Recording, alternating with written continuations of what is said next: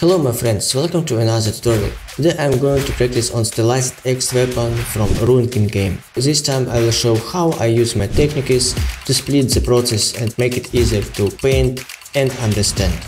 And I will show you two very simple but powerful techniques during the video of how to play very fast with your lighting and how to check your textures from different angles at the same time. Let's begin. Let's start to work on the texture. First I prepared some reference sheet with this sword, and the main goal for the base texture is to split the color to different elements close to the concept, and another goal is to add extra colors, so the shadows should be the shadow lighting and middle colors, they should be a bit different. I will speak about that more in my paid tutorial, but in few words you can use Valve tutorial about the colors.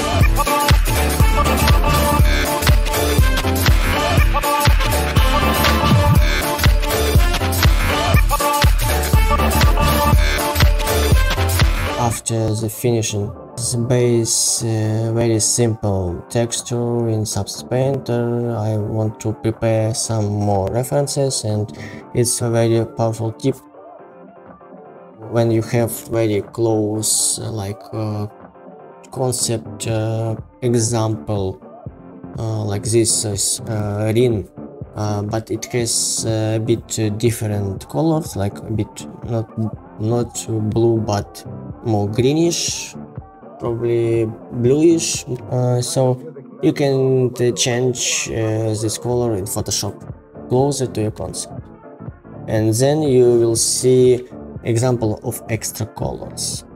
So we start the same way as the previous videos, and I want to repeat it again. So my way is to split the process of texture to different steps. First step, I paint just by normal brush. What I do first, I play with the edges, I do them thicker, thinner, and so on. So it's very important to not keep it the same thickness. Second, I remove some problem places from base texture. So the goal is to paint some contact shadows from one element to another. It's a way to make your texture point more interesting. So if you don't know how to paint textures, think about edges, contact shadows, painting bad places, like removing some bugs in the textures.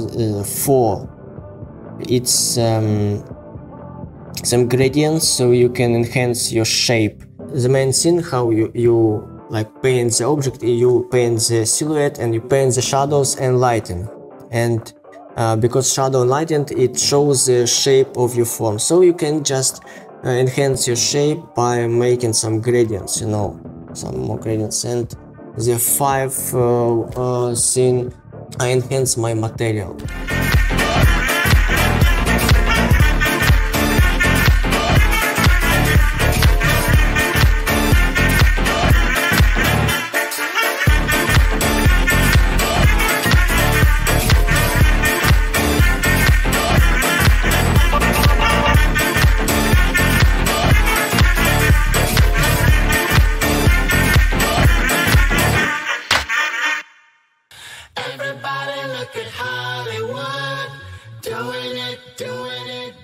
So for the metal, I paint extra details.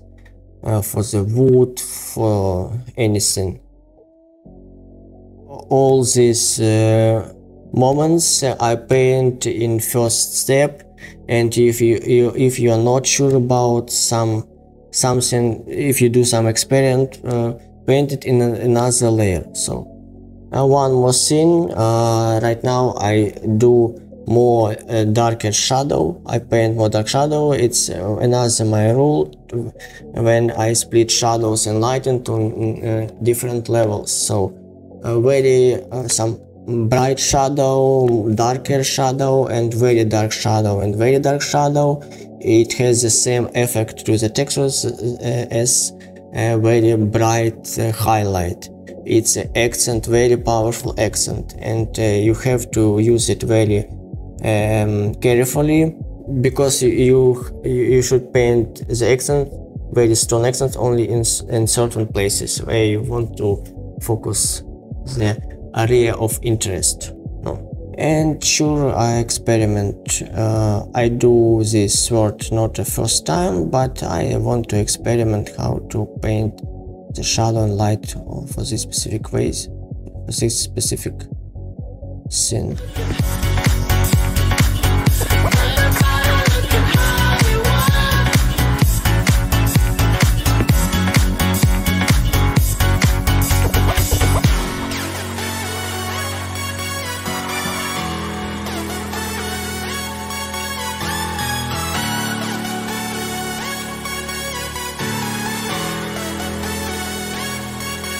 Suck it up with a smile. You're never gonna know how it feels till you try.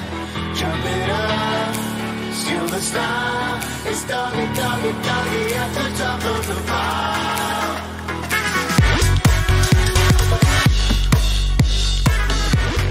I paint the shadow which takes almost all space on this detail, and the lighting, it's just like takes like 20%. So how you can do, it's very interesting thing, how you can do an accent, highlight accent on your element. You can paint very bright highlight first. Second, you can do not paint any highlights, but you paint a lot of shadows and keep specific area without bright, like bright. And sure, later if you painted a lot of shadows, later you can add more, like a bit more highlight, enhance this place, and it will be very interesting. So I advise you to not just take the highlight brush, and paint only highlights. First, I would advise to paint more shadows to like reduce the interest on shadow places, so you will have only specific places for the look. Nobody had 100%. This is the poorest class I've had in a long, long time. Most of you have no foundation at all. Now the trouble's with your attitude. You don't pay enough attention in class. You don't do enough work outside of it. You don't know what the word study means. You have the slightest idea. Don't you realize that mathematics is an important subject? The next step, I created overlay layer, and I started to play with local lighting and with edges. So I enhance the edges and I play with local lighting.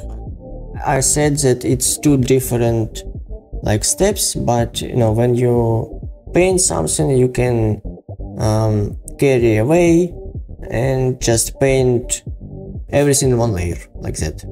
Overlay is very powerful thing. It's not change your base textures, it's not change your previous texture, it just enhance it.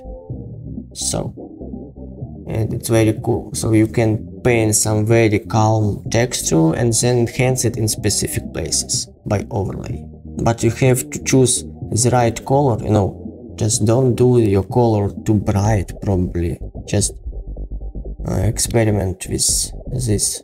Probably it's not very cool when you merge your edges, you work with edges and with your local lighting, but sometimes it's very close.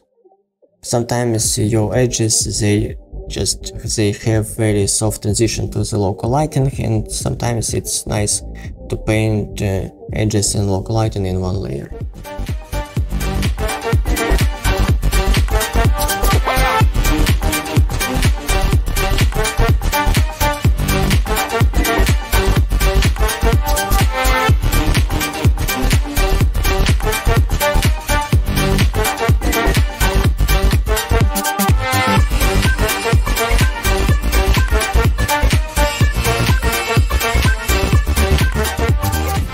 Don't afraid to make some parts of your elements like more flat. Like look, I made this corner more like flat. It has a very flat shadow, so I didn't paint some very bright lighting to enhance the edges. I just painted a shadow, and it's very interesting, and it's almost flat shadow.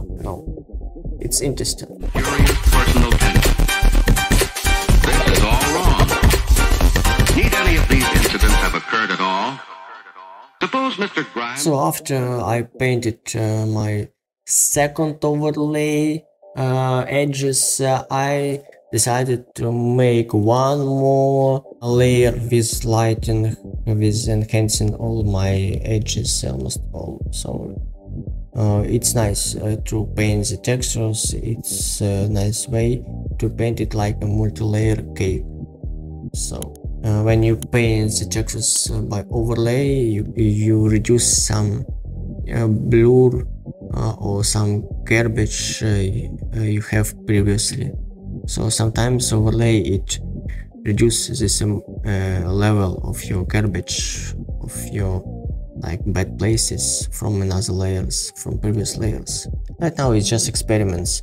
I experiment with this color, with that color, and after everything I just started to I started to paint extra colors because right now I have very detailed shadow and light and textures, but it's still very monochromatic. It has almost one color, one hue of the color. So I decided to paint more, not rust, but these curved color details in contact shadow places, in shadow places. But I have one more interesting way to add the extra colors, and you will look it in very soon.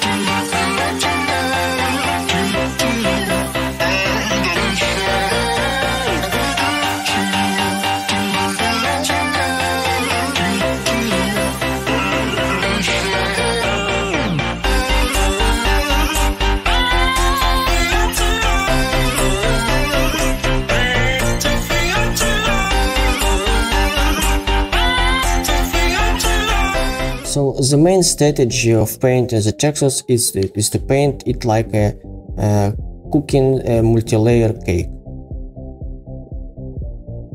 Like you cook some soup.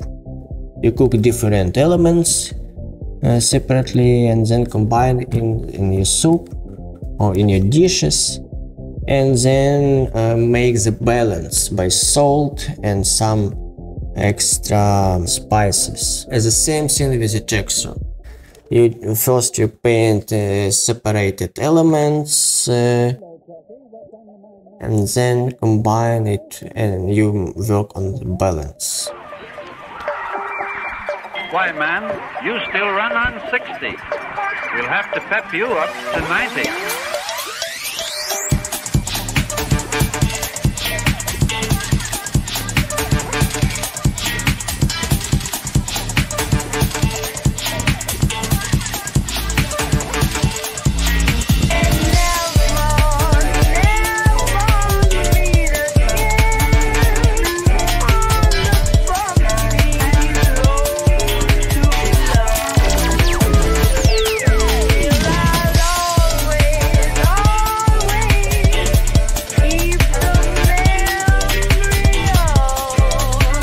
How I choose the color? There are a lot of ways how to play with the color, but one interesting way is to if you have like bluish metal, you pick your bluish color and then just make it like a more gray, and when you paint this gray extra color, it looks more like a greenish, or it has another shade. If you have bluish color, for example, not I don't mean the bluish, you can play with more saturated color and with less saturated color, more gray, and it will have more interesting look if you will play with different shade, not shade but saturation levels. So we play with saturation level, with hue, with another colors, and with lighting. And we have to keep in mind all this, like hard things, and do not allow our brain like blow. So that's why I split the process to different steps. It's very important to not just it's very important to understand.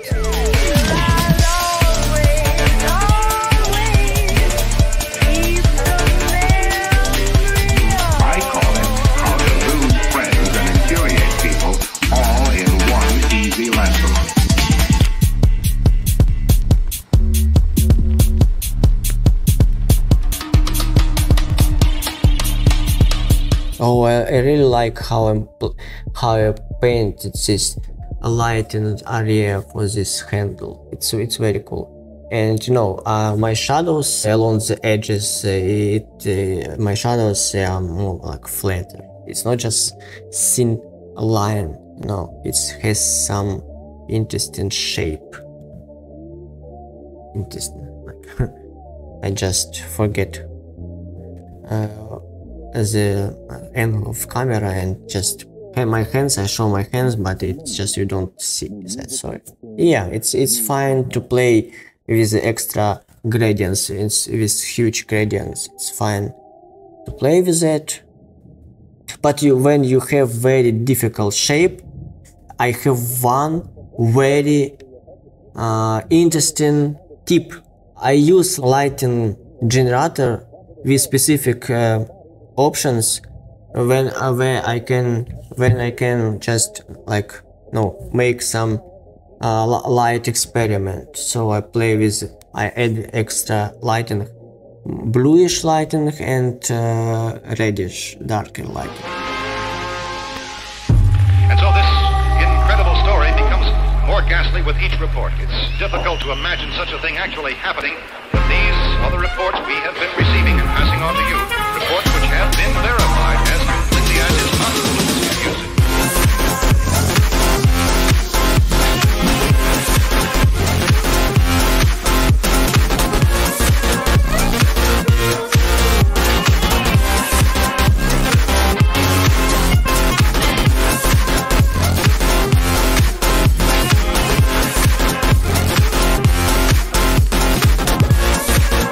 Then I got back to the code, and one more interesting technique. When you paint a weapon, usually you just have this weapon in one angle, like, and when you just give it to the your client to check it in the engine with the checkers, the checkers start to just rotate this weapon and change the angle, and it's sometimes it happens some bad thing when you paint it top bottom gradient with bottom, like with bottom shadows, and when the checkers it rotated, just change your shadow and lighting, and it looks very strange. So to avoid these problems with the shadows, I test my weapons in different angles.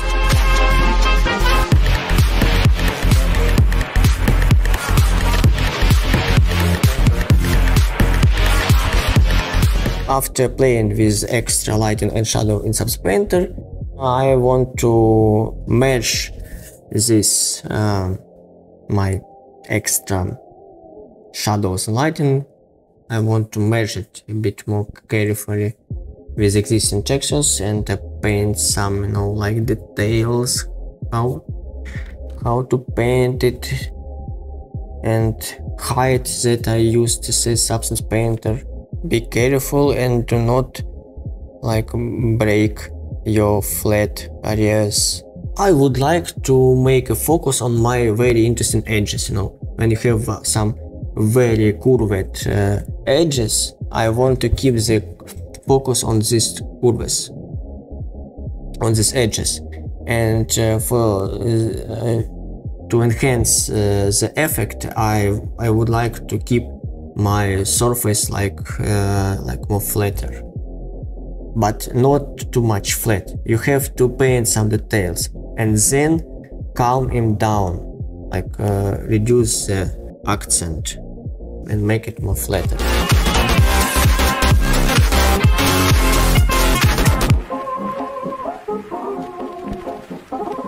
Alright, Vince, hit him in the head, right between the eyes. Good shot. Okay, he's dead. Let's go get him. That's another one for the fire.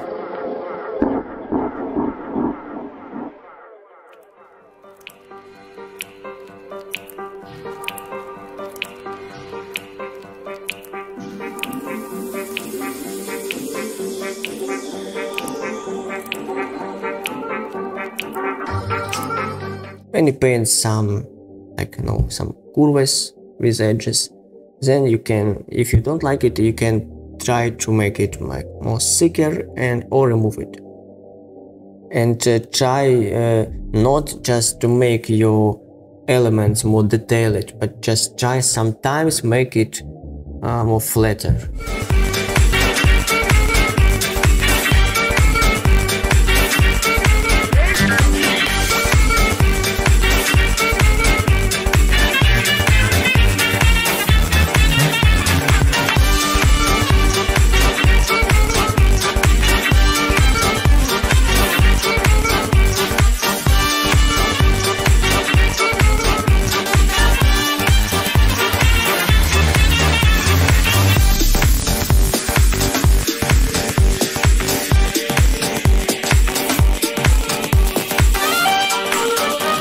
I think the Texas is ready, but it's a matter of artist taste when you finish it. If you have too bright surfaces, this surface is bright and this surface, just try to make at least one of it more darker, and don't afraid to make top surface darker, because I know you think that the sun is high from the top. It works from the top, and you have the top side to keep like bright, but it's not 100% the rule.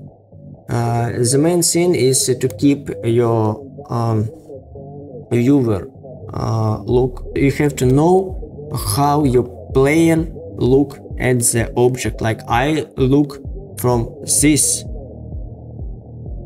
angle, you know, and I would keep lighting from this kind of like angle. So to enhance this angle, this specific angle, you can make your top side like darker, and you never know how you rotate this X. So probably you will rotate it this so much so your top side will be from the bottom. You will rotate it like on 180 degree. And the main thing is to keep lighting on the player look. And that's why don't afraid to make your just top surface, don't afraid to make it darker.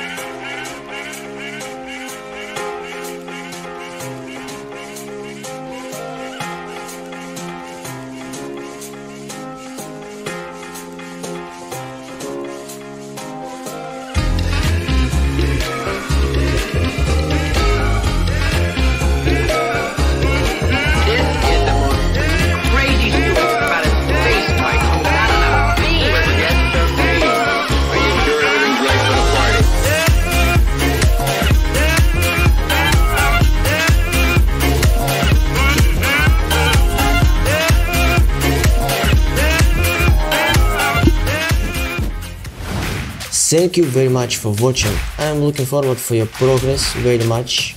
Actually, if you did enjoy it, please join our community in Discord, and I will try to help you by some feedbacks.